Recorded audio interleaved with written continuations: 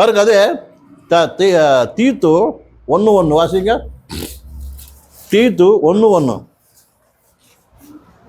தேவனுடைய ஊழியக்காரனும் இயேசு கிறிஸ்துவினுடைய அப்போஸ்தலனுமாகிய பவுல் பொதுவான விசுவாசத்தின்படி உத்தம குமாரனாகிய தீத்துவுக்கு எழுதுகிறதாவது, பிதாவாகிய தேவனாலும் நம்முடைய ரட்சகராய் இருக்கிற கர்த்தராகிய இயேசு கிறிஸ்துவினாலும் கிருபையும் இரக்கமும் சமாதானமும் உண்டாவதாக. பொய்யுரையாத தேவன் ஆதிகாலம் முதல் நித்திய ஜீவனை குறித்து வாக்குத்தத்தம் பண்ணி அதை குறித்த நம்பிக்கையை பற்றி தேவ பக்திக்கு ஏதுவான சத்தியத்தை அறிகிற அறிவும் விசுவாசமும் தேவனால் தெரிந்து கொள்ளப்பட்டவர்களுக்கு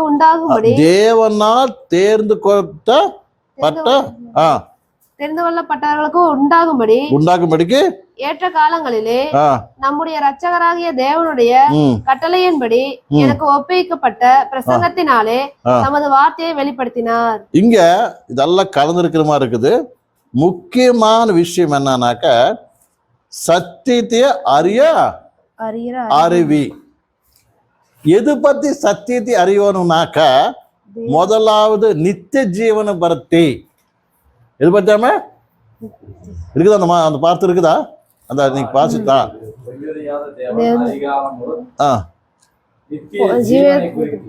நித்திய ஜீவனை குறிச்ச அறிவு. ஒரு வார்டு ஃபர்ஸ்ட், அந்த வார்டு பாருங்க ஃபர்ஸ்ட். எது பார்த்து? நித்திய ஜீவனை குறிச்ச அறிவு. ரெண்டாவது வாசிங்க மாடி, அதுலயா நித்திய ஜீவனை குறித்து வாக்குத்தத்தம் பண்ணி அதை குறித்த நம்பிக்கையை பற்றி தேவ பக்திக்கு ஏதுவான நெக்ஸ்ட் என்ன?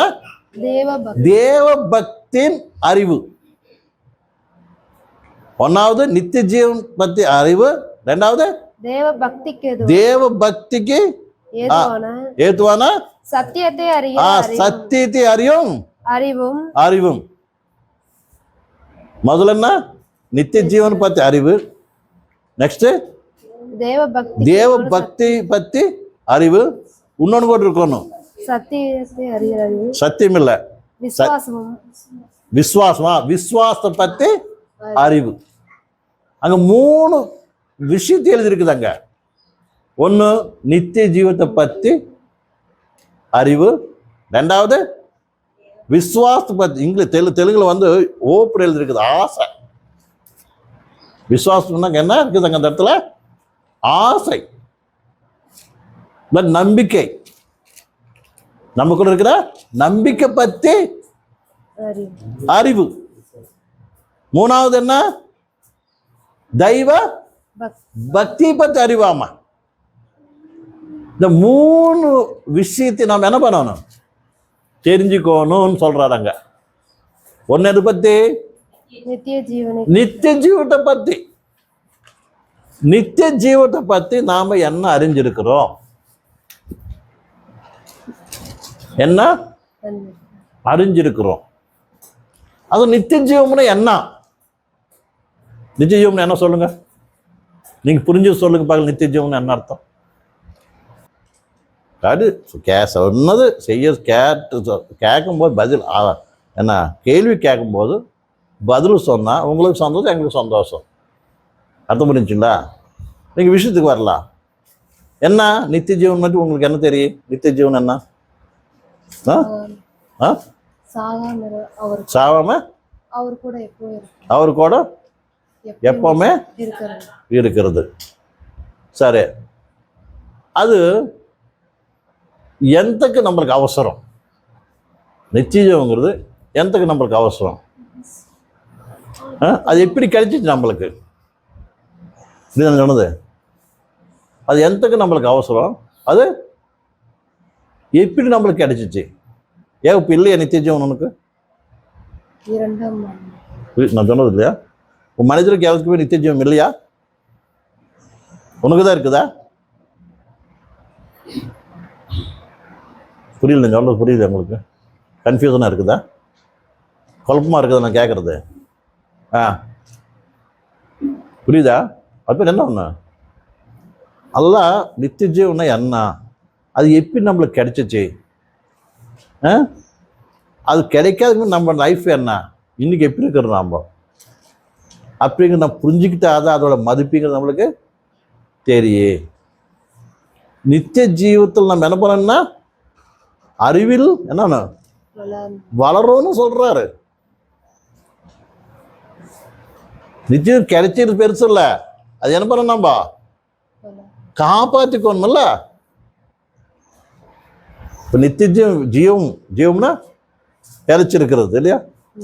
கிடைச்சிருக்கிறதுக்கு என்ன வேணும்?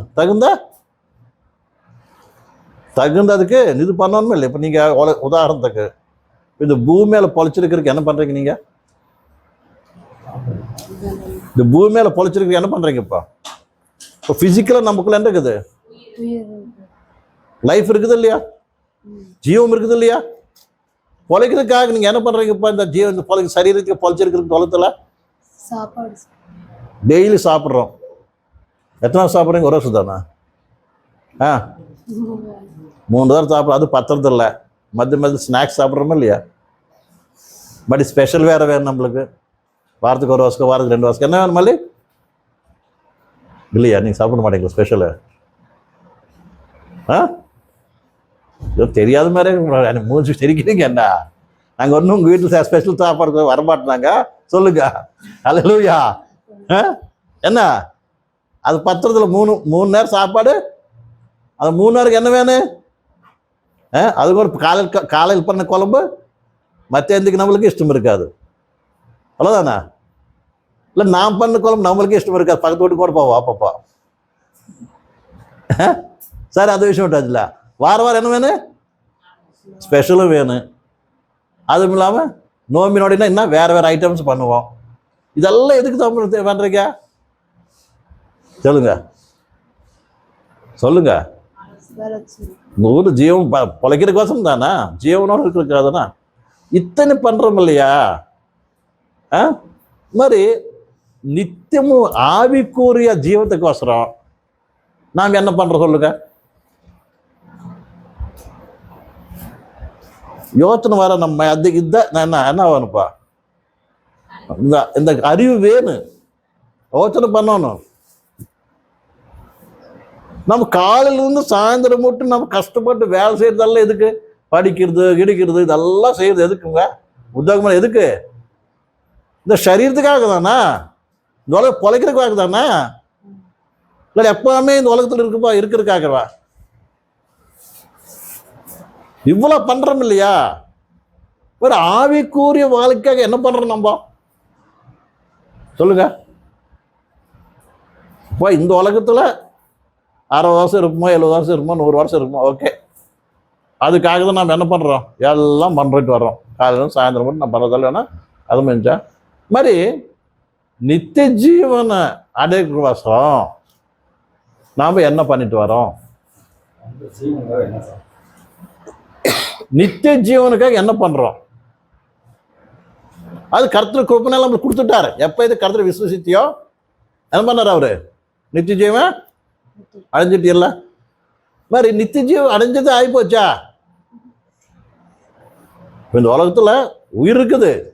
இந்த உயிர் வளர இருக்கணுமானா உயிர் அப்படியே இருக்கணும். என்ன பண்ணணும்? இதுக்கு சாப்பாடு அவசரம் இல்லையா?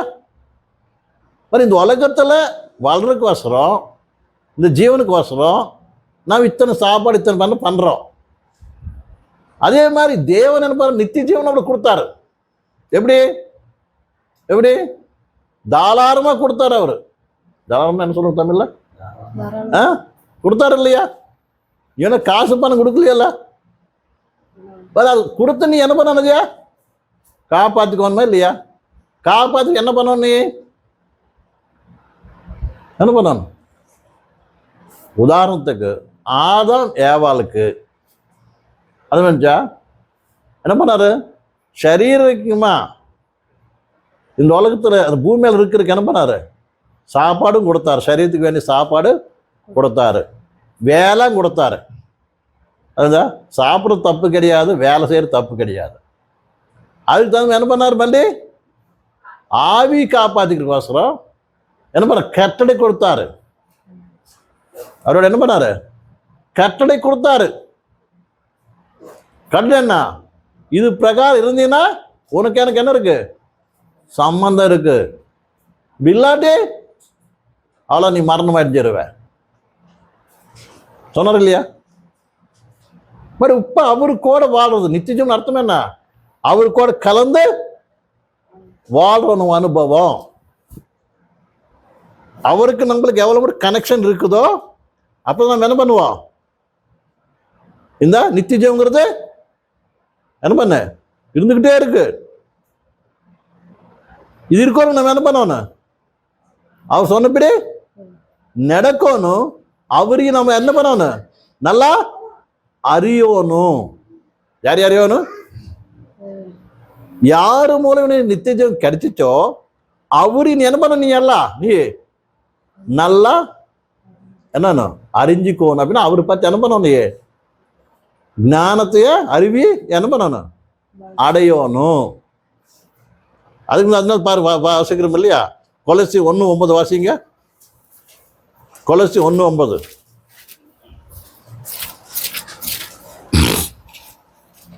கொலசியர் 1:9. இது நிமித்தம் நாங்கள் அதை கேட்ட நாள் முதல் உங்களுக்காக இடைவிடாமல் ஜெபம் பண்ணுகிறோம். நீங்கள் எல்லா ஞானத்தோடும் எல்லா ஞானத்தோடும் ஆவிக்குரிய விவேகத்தோடும் அவருடைய நித்தியத்தை அறிகிற அவரோட சித்தத்தை அறிகிற எத்தனை தெரிஞ்சுக்கணும் தெரியுமா? நம்ம அவர் சித்தத்தை அறியோம் இங்க. நெக்ஸ்ட் அறிவினாலே நிரப்பப்படவும் சகலவித நற்கிரியைகளும் ஆகிய கனிகளை தந்து தேவனை அறிகிற பாருங்க, தேவனை அறிகிற அறிவில் என்ன வார்த்தை இருக்குது? தேவனை அறிகிற அறிவில். ஃபர்ஸ்ட் என்ன அவர் சித்தத்தை அது சித்தத்தை பண்ணி வச்சிடலாம். என்ன இருக்குது? தேவனை அறிகிற அறிவில். வாசிங்க. திருப்தி அடைந்து கர்த்தருக்கு பிரியம் உண்டாக அவருக்கு பாத்திரராய் நடந்து கொள்ளவும் சந்தோஷத்தோட கூடிய எல்லா பொறுமையும் நீடிய சாந்தமும் உண்டாவதற்கு மகிமையான அவருடைய வல்லமையின்படி எல்லா வல்லமையாலும் பலப்படுத்தப்படவும் உங்களுக்காக வேண்டுதல் செய்கிறோம். இங்க அப்போ பவுல் வேண்டுதல் பண்றார். என்ன எதுக்காக? ஒரு விசுவாசிங்கோட தேவனைய அறியற அறிவில் என்ன வேணும்? வளர வேண்டும். தேவனை பத்தி அறிஞ்சுக்கணும். அறிவணுமாமா. அங்க நான் பார்த்து தீத்துல என்ன பண்றா பார்த்தா நித்திய ஜீவனை பத்தி, நம்பிக்கை பத்தி, மூணாவது தெய்வ பக்தி பத்தி நம்ம என்ன பண்ணணும்? அறியணுங்க சொல்றாரு. இங்க என்ன பண்ணாரு? தேவனை பத்தி அறிகிற அறிவு. தேவனை பத்தி என்ன பண்ணணும்? நம்ம அறியோன்னு என்ன தெரிஞ்சுக்கணும். புரியுதா? அவனை பத்தி என்ன பண்ண அறியணும். இதுல இல்லாம பிலிப்பு 1:9 கூட இருக்குது. வாசிங்க. பிலிப்பு 1:9. மேலும் உத்தமமானவைகளை நீங்கள் ஒப்புக்கொள்ளத்தக்கதாக உங்கள் அன்பானது அறிவிலும் எல்லா உணர்விலும்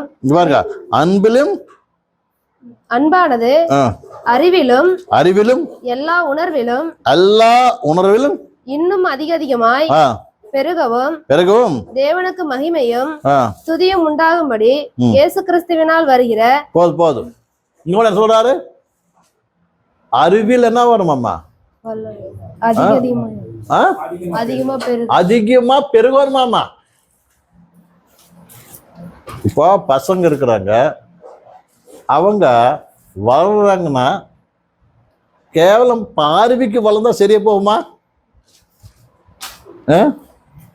இன்னைக்கு இவ்வளவு உயரம் இருந்தாரு, நாளைக்கு இவ்வளவு உயரம் ஆயிட்டாரு, நேற்று இவ்வளவு இப்படி இருந்தாரு, இன்னைக்கு இப்படி ஆயிட்டாரு. என்னக்கா போதுமா? உங்களுக்கு என்ன வேணும்? ஞானத்துல அறியணும், ஞானத்துல இறங்கணும். அந்த வயசு தகுந்த அறிவுங்கூடக்குள்ள வளர்ந்தாதான் சந்தோஷமா இருக்கு. பார்க்கறதுக்கு என்ன சொல்லுவாங்க அது? அந்த மேலே பார்க்கறதுக்கு பார்வைக்கு சரீரத்தில் வளர்ந்தா சரியா பத்தாது. சரீரம்னு சொல்லுவாங்க தமிழ்ல. சரீரத்தில் வளர்ந்தா பத்தாது. அறிவில், புத்தியில எல்லாத்துல என்ன பண்ணானு வளர்ந்தாதான் பரவாயில்ல, பையன் நல்லா வளர்ந்துருக்கிறான் அப்படி நினைப்போம். இனி நம்ம பேர்த்துக்கு ஒரு விசுவாசியா நாம பக்கத்து வீட்டுக்காரர்கிட்ட எப்படி இருக்கோங்கிறது தெரியாது, ஒருக்கிட்ட எப்படி பேசணுங்கிறது தெரியாது, ஒரு விசுவாசியா யாருக்கிட்ட எப்படி பேசணும்னு தெரியாது, எப்படி அவங்க பேசி நம்மக்கிட்ட ஃப்ரெண்ட்ஷிப் பண்ணிக்கணும், நம்மக்கிட்ட என்ன பண்ணணும். உங்க வீட்டு பக்கத்தில் யார் இருக்காங்க, அவங்க கூட ஸ்நேகமாக இருக்கிறீங்களா? நீங்கள் எத்தனை பேர் ஸ்நேகமாக இருக்கிறீங்க? உங்களை பார்த்து இனிமேல் கடவுளோட பிள்ளைங்க அப்படி சொல்ல நிலைமையில் நம்ம எத்தனை பேர் இருக்கிறோம்? நீங்கள் வேலை செய்கிறீங்க, வேலை செய்கிற பக்கம் அவங்க கடவுளோட பிள்ளைங்க அப்படின்னு சொல்கிற பீடிக்கு நம்ம இருக்கிறோமா? அப்படி இல்லைன்னு அர்த்தம் என்னன்னா, ஒரு விசுவாசிய கடவுளை பிள்ளையா, ஒரு நித்திய ஜீவன் அடைந்த மகனா மகளா உனக்கு என்ன இல்லை? அறிவில என்ன இல்லை? வளரலன்னு அர்த்தம்.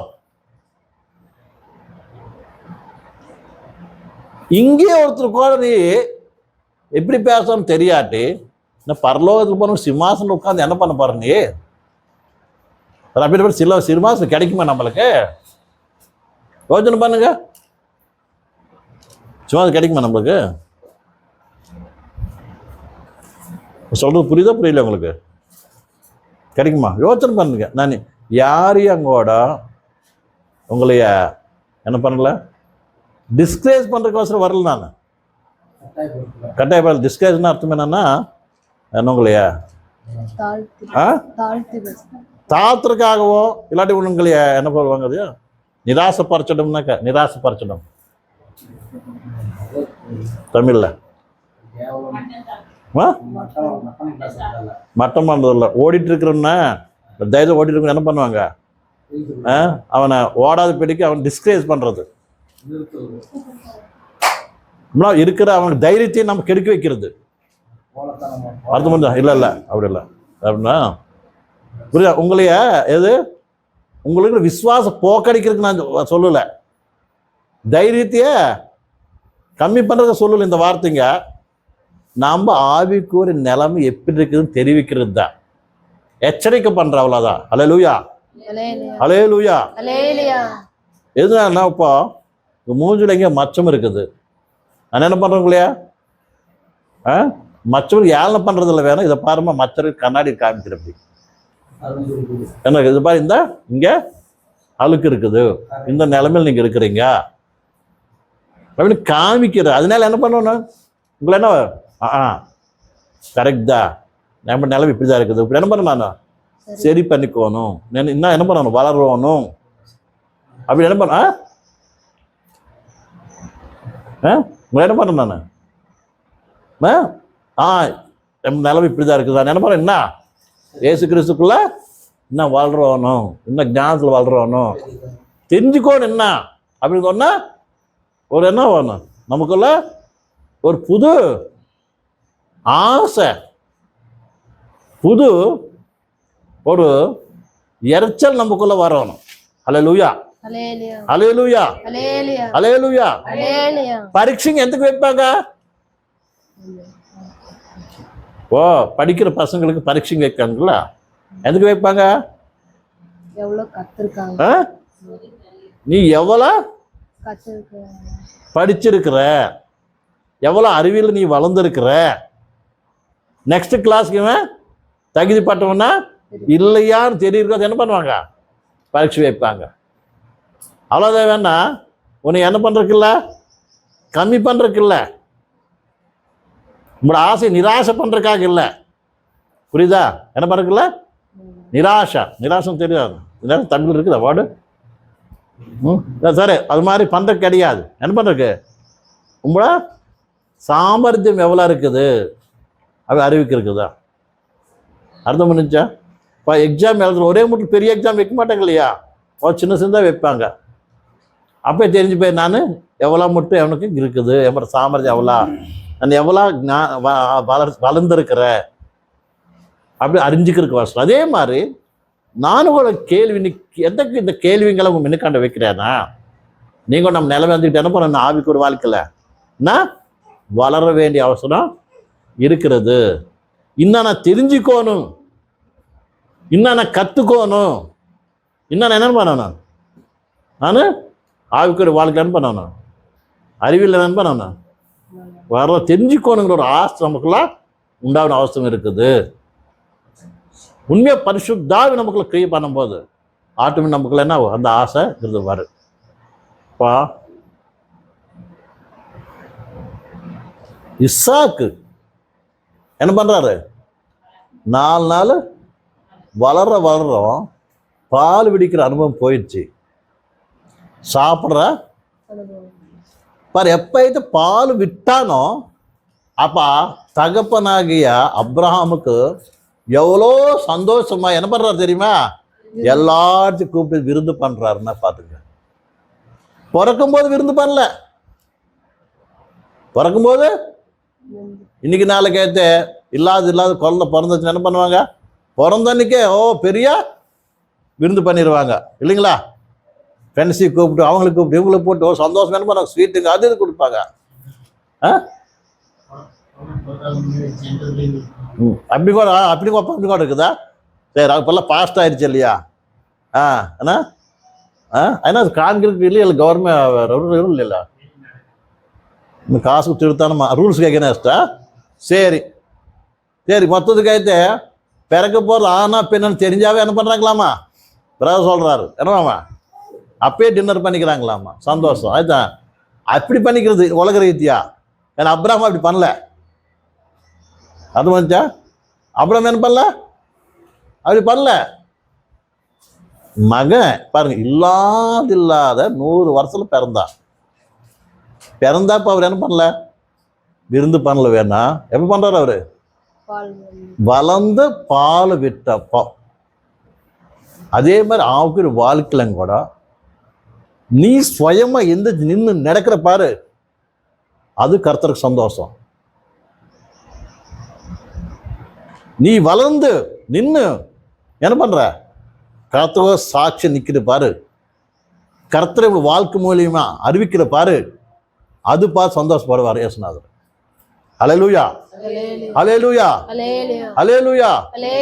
நீ யாரும் இல்லாட்டிங்கோட நீ ஒருத்தர் நின்று கர்த்தருக்கு சாட்சியா இருக்கிற பாரு, கர்த்தரை காமிக்கிற பாரு. உன்னை பார்த்து அநேகர் நிஜங்க கர்த்தர் இவர்தான் இவங்க கர்த்தரோட பிள்ளைங்க, இவங்க தெய்வம் தான் உண்மையான தெய்வம். உன்னை என்ன பண்ற, இவங்க தெய்வத்தை நாம நம்பணும், இவங்க பண்ணது கரெக்டு, இவங்க கிட்ட நம்ம என்ன பண்ணணும், கத்துக்கணும். இவங்க நடக்கிற மாதிரி நம்ம என்ன பண்ணணும், நடக்கணும். அப்படின்னு அவங்க கூட நம்மளை பார்த்து என்ன பண்ணணும், கத்துக்கணும். பிரிய சகோதரி சகோதரன், கத்துக்கிற லெவலுக்கு நம்ம வரணும். அப்போதான் கர்த்தர் நம்மளை பார்த்து என்ன பண்ணாரு, சந்தோஷப்படுவார். நீங்க உலகத்துக்கு ஒலியா இருக்கிறான்னு சொல்றாரு. அப்படி ஒலி அங்க இருக்கும்போது என்ன ஆகும், அந்த ஒலியில நம்ம பேரு நடப்பாங்க, ஒலி பார்த்து அநேகம் நடப்பாங்க. அந்த ஒலி அநேகம் தடங்காட்டு. ஜலத்தில் நம்மளை எந்தக்கு வச்சிருக்கிறா, இத்தனை நாள் எந்தக்கு வச்சிருக்கிறாரு. நீ அநேகருக்கு வழிகாட்டுறவங்க இருக்கும், நீ பார்த்து அநேகர் கத்துக்கிறவங்களா இருக்கணும், கத்துக்கிற இருக்கணும். உங்களை பார்த்து உங்க சபையை பார்த்து இன்னொருத்தர் கத்துக்கிற லெவலுக்கு இருக்கணும். அப்ப கர்த்தர் சந்தோஷப்படுவாரு. ஏதோ விசுவாசி ஆனால அவர் என்ன பண்ண மாட்டாரு, ரட்சிப்பட்டேன்னு சந்தோஷம் பண்ண மாட்டார். விஷயம் நல்லா புரிஞ்சுக்கணும் பேசாகும். அதனால சொல்றேன்னா ஏன்னா நித்திய ஜீவன் பத்தி, நம்பிக்கை பத்தி, அதே மாதிரி என்ன எது பத்தி,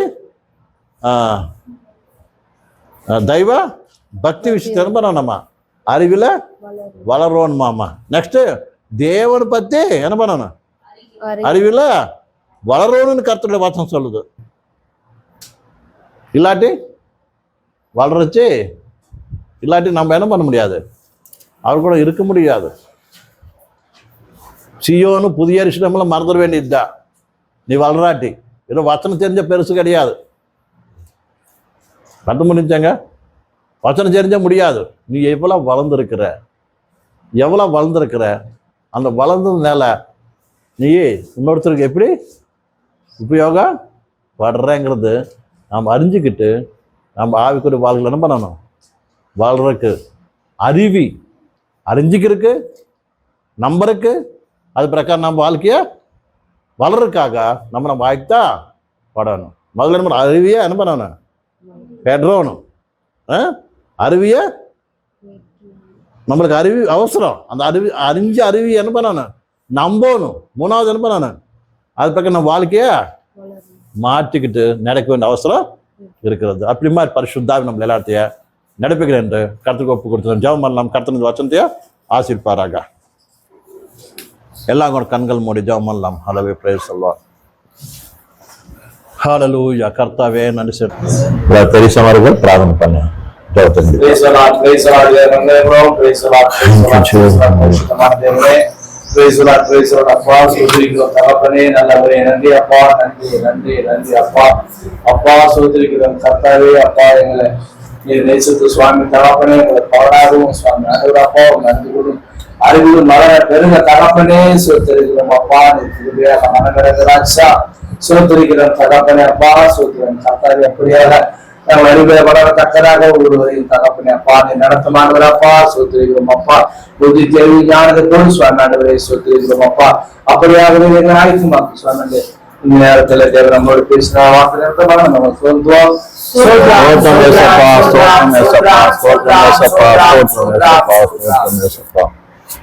ஜெபம் செய்துகிறோம். பரிசுத்தமான பிதாவே, நல்லவராக இருக்கிற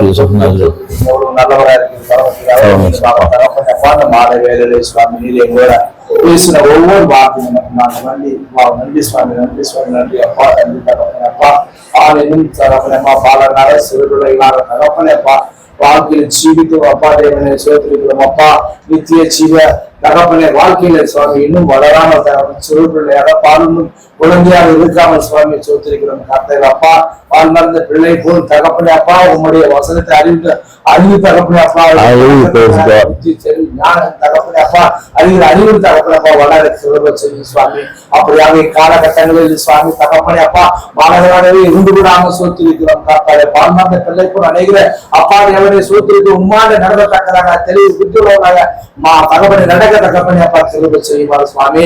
இது நாளை கேட்ட ஒவ்வொரு பிள்ளையும் அப்படியாக நீர் முத்திருங்க அப்பா. ஒவ்வொரு வசனத்தையும் அப்பா உள்ளத்தில் பதிவு தவிர பிரகாரம் தியானித்து நடக்கத்தக்கதாக காலகட்ட விசுவாசத்தில் நிறுவனமாக்கி தகப்பனப்பா சத்ரு அப்பா சைமன் தலைவரை தூராக்கத்தக்கதாக அனைவரும் சாட்சி வைக்கத்தக்க ஒவ்வொரு பிள்ளைங்க அபிஷேகத்தை நடத்துமாறப்பா உங்களுடைய நாம மறுவப்படத்தக்கதாக சுவாமி. இந்த நாள் அப்பா தேவன் எங்களோட பேச ஒவ்வொரு நாமத்தை ஒவ்வொரு அப்பா வாக்கு நிமித்தமாக அதிசயிக்கு திறவல் செய்யுமா தகப்பனே. இந்த நாள் நம்முடைய கரங்களை கொண்டு கொடுத்து சுவாமி வருகத்தாமல மீண்டும் அப்பா நாளை நினைப்பினப்பா நாங்கள் கால் நேரம் கூடத்தக்கதாக சுவாமி ஐக்கியமா நடந்ததற்காக அப்பா எனக்கு இந்த ஒவ்வொரு பிள்ளைகளும் ஆசிரியத்தில் நடத்துமாறு கர்த்தர் இயேசு கிறிஸ்து நாமத்தில் கேட்க வேண்டியது நல்ல பிதாவே. ஆமென்.